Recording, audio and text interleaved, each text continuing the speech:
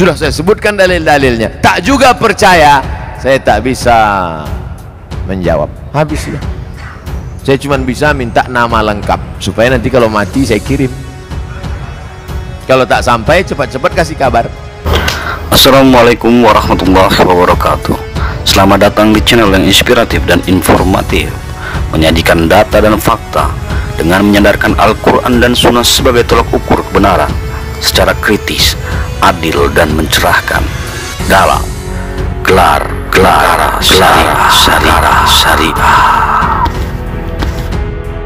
Man halala, siapa yang mengucapkan tahlil, summa ahdatsa wabahu ilal mayyit, kemudian tahlil itu dihadiahkannya kepada si mayit, orang mati, yantafi'u bihi, pahalanya sampai dan orang mati itu dapat manfaat. Begitu kata Imam Ibnu Taimiyah dalam kitab Majmu' Fatwa Ibnu Taimiyah. Kenapa Ustaz pilih pendapat Ibnu Taimiyah? Karena yang banyak melarang-melarang nih sekarang anak-anak buahnya Ibnu Taimiyah. Semuanya yang ada di Quran Sunnah benar, yang itu yang kita ikuti. Adapun orang-orangnya sebagai manusia, oknum bisa salah sebagai manusia. Nggak ada yang masum. Mata sahabat, ijma'nya sahabat masum, tapi individu sahabat masum tidak. Individu sahabat tidak. Yang masum siapa? Rasulullah sallallahu alaihi wa ala alihi wasallam. Kalau dimasakkannya bubur kacang hijau, kenapa Ustaz tiba-tiba ingat bubur kacang hijau? Oke, bubur jagung kalau gitu. Lalu kemudian dihadiahkannya pahalanya untuk almarhum. Sampai apa tak sampai? Sampai. Mana dalilnya? Mana? Kata Sa'ad, ummi matat, makku mati. Afa atasaddaqu anha, kalau aku bersedekah pahalanya sampai tak untuk emakku? Kata Nabi, tasaddaq, sampai. Sedekah engkau, sedekah. Ayu sadaqatu afdal, apa sedekah yang paling afdal? Kata Nabi, saqyul ma', sedekah yang paling afdal mengasih air minum. Kalau air minum saja sampai, apalagi gulai baung. Ini kias. Allah berfirman, wa allaysa lil insani illa ma sa'a. Manusia tidak akan mendapatkan kecuali apa yang dia usahakan. Karena itu bukanlah amal mayat, bukan juga usahanya. Dan Rasulullah SAW tidak pernah menyunahkan kepada umatnya, tidak juga menganjurkan atau membimbing kepadanya baik dengan nas maupun isyarat, dan tidak pernah dinukil juga dari seorang sahabat. Dan bab al-qurubat, ibadah hanya terbatas pada nas, tidak berlaku padanya qiyas dan ra'yu. Bisakah sedekah dikiaskan dengan Al-Quran? Al-Quran dikiaskan dengan sedekah apa enggak gitu kan? Kata Imam Syafi'i nggak bisa. Emang apa, Ustaz?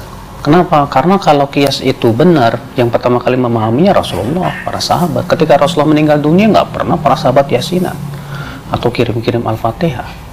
Sampai apa tak sampai bacaan Quran pada orang meninggal dunia? Sampai. Bacaan Quran untuk orang meninggal dunia sampai. Mana dalilnya? Ketika Nabi SAW melewati suatu makam, diambilnya pelepah korma, ditusukkannya ke makam itu. La'allallaha an yukhaffifa 'adzabahuma ma lam yaybasa. Tasbih pelepah korma sampai pada orang yang meninggal. Apa komentar Imam Nawawi dalam kitab Majmu', dalam kitab Al-Minhaj Syarah Sahih Muslim Ibn Al-Ajjaj? Kalau tasbih pelepah korma saja sampai, apalagi bacaan Quran orang yang beriman.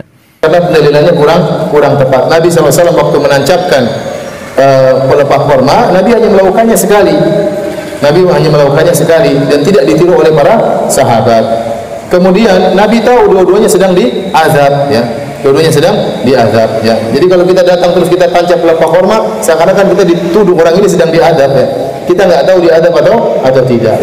Oleh karena yang benar itu hanya syafaat Nabi. Jadi Nabi mendoakan, ya Allah, kurangilah azab dua orang ini, syafaatku berlaku selama pelepah korma masih basah. Jadi bukan karena pelepah kormanya mengurangi azab. Jadi tidak logis. Apa hubungan pelepah korma yang basah dengan dikurangi azab? Tetapi terkurangnya azab tersebut karena syafaat siapa?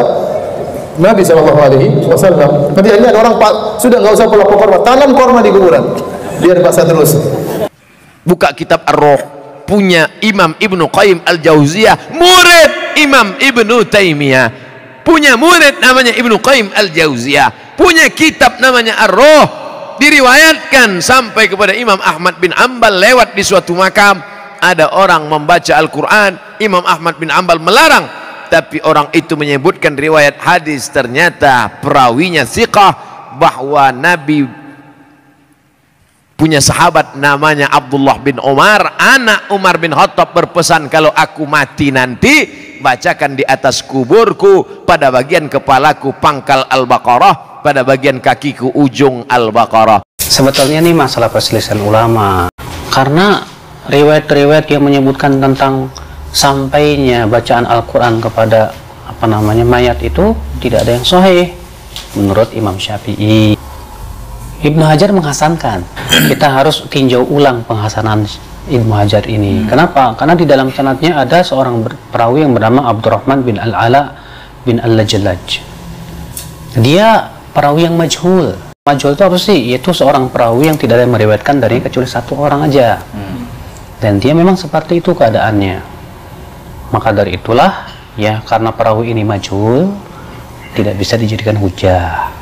Sudah saya sebutkan dalil-dalilnya, tak juga percaya, saya tak bisa menjawab. Habislah.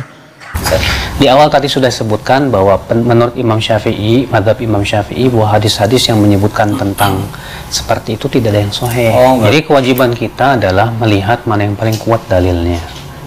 Itu yang kita pegang, kita amalkan. Adapun kita mengatakan, wah itu mazhab Imam Ahmad sesat, itu jangan.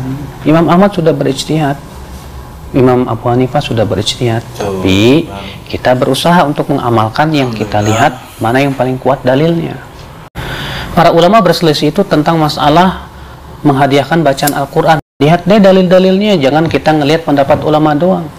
Dalam perselisihan para ulama, kita tidak boleh berdalil dengan pendapat ulama. Dalil kita Al-Quran dan hadis Nabi. Ada tidak dalilnya dalam Al-Quran dan hadis itu?